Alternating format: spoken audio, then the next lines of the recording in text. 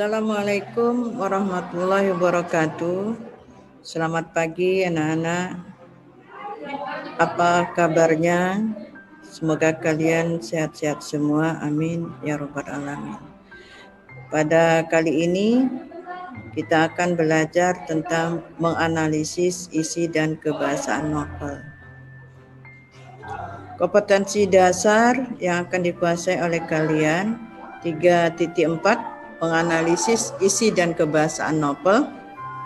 4.4 merancang novel atau novelet dengan memperhatikan isi dan kebahasaan baik secara lisan maupun tulis. Adapun tujuan pembelajarannya 3.4.1 menyebutkan pengertian novel, 3.4.2 menjelaskan unsur intrinsik novel, 3.4.3 menentukan unsur kebahasaan novel, 3.4.4 menganalisis isi dan unsur kebahasaan, 4.4.1 menyusun kerangka karangan novel. Pengertian novel. Novel adalah karangan prosa yang berbentuk rangkaian cerita tentang kehidupan manusia yang menceritakan tentang watak setiap pelaku. Menganalisis isi berdasarkan unsur intrinsik. Berdasarkan unsur intrinsiknya dibagi menjadi 1 ada tokoh dan penokohan, 2 alur, 3 latar, 4 sudut pandang, 5 tema, 6 amanat. 1. Tokoh. Tokoh adalah pelaku dalam cerita. Dilihat dari peranan, ada tokoh utama, ada tokoh bawahan. Dilihat dari pengembangan plot, tokoh dibagi menjadi ada tokoh protagonis dan tokoh antagonis. Penokohan adalah cara tokoh ditampilkan. Cara menampilkan tokoh ada 2 cara. Pertama dengan cara analitik atau secara langsung.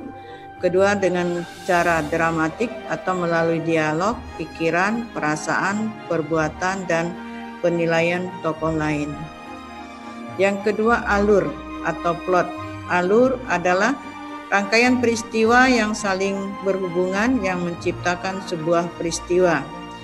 Tahapan alur dibagi menjadi 1 ada tahap perkenalan, kemudian muncul masalah, menuju konflik, puncak konflik, kemudian klimaks. Yang terakhir resolusi atau penyelesaian. Unsur yang ketiga adalah latar atau setting. Latar adalah gambaran yang digunakan untuk menempatkan peristiwa di dalam cerita.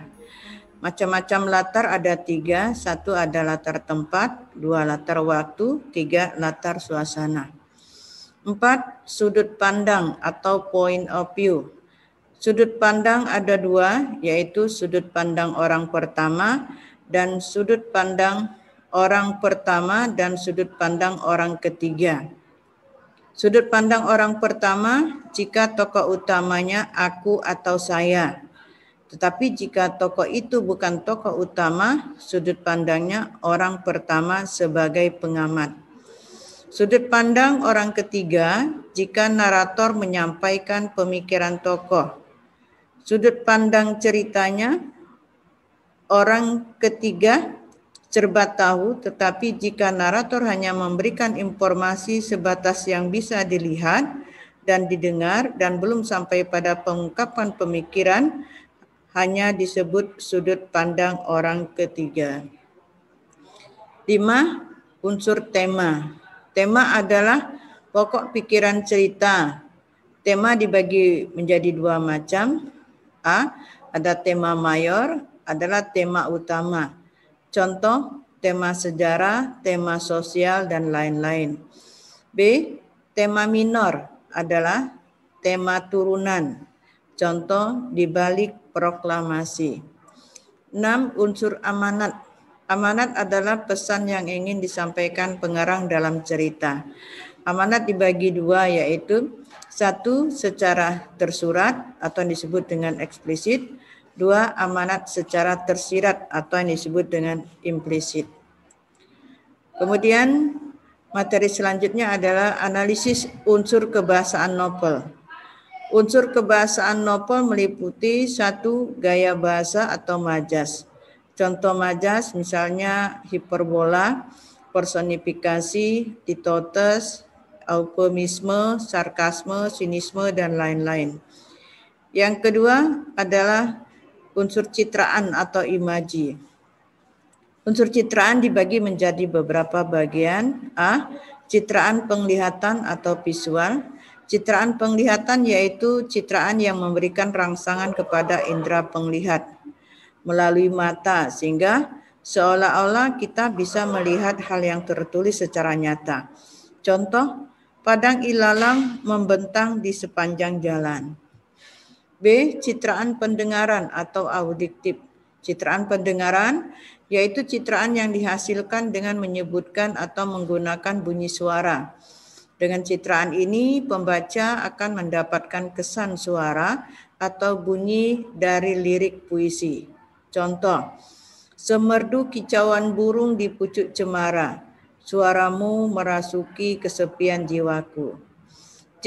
Citraan taktil atau taktil imagery.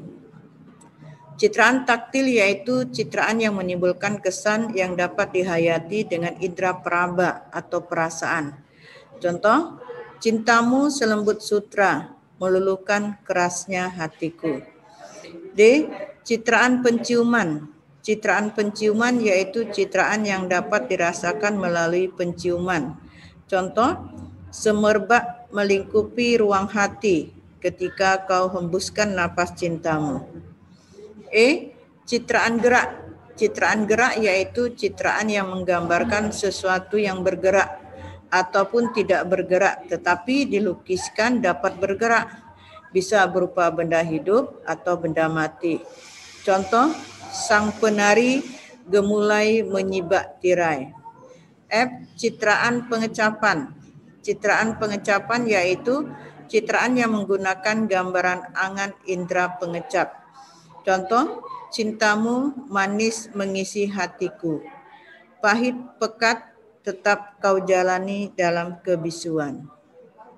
Oke anak-anak, sampai di sini materi kita. Ibu akhiri dengan Wassalamualaikum warahmatullahi wabarakatuh dan terima kasih.